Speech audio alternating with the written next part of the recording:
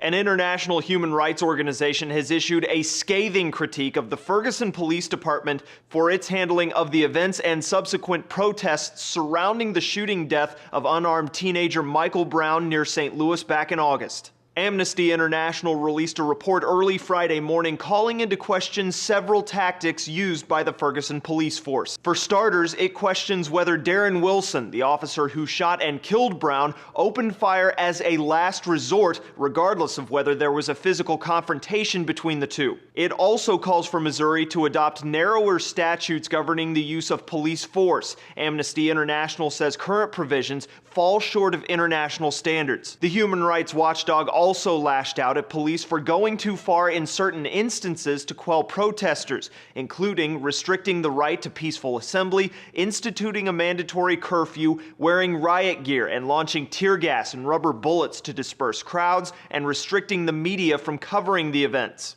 According to Time, this is also the first time Amnesty International has documented abuses inside the U.S. The report highlights aspects of what the group saw as flaws in the Ferguson Police Department and pulled into focus the much larger issue of racial discrimination on a national platform. But it remains to be seen if anything will come of it. Still, the findings come at a time when protests in Ferguson have a renewed spirit. Demonstrators took to the streets on a number of occasions thus far in the month-long event dubbed Ferguson October after the killing of another black teenager, Vonderit D. Myers, at the hands of an off-duty St. Louis police officer. Those protests stretched beyond North St. Louis on Moral Monday with organized marches through the city's southern neighborhoods, downtown St. Louis at City Hall, and on the campus at St. Louis University.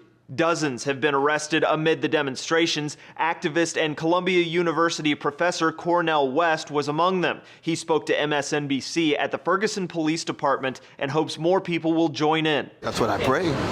What? That's what I pray, that it is the start of a new movement, that we can shatter the sleepwalking and have some people come awake morally, spiritually, politically, concerned about poor people, concerned about poor people on the chocolate side of town. Amnesty International's 26-page report includes extensive recommendations to Ferguson Police, the Department of Justice, and Congress regarding the use of lethal force and the policing of protests. To read the full report, click the link in the text of this story.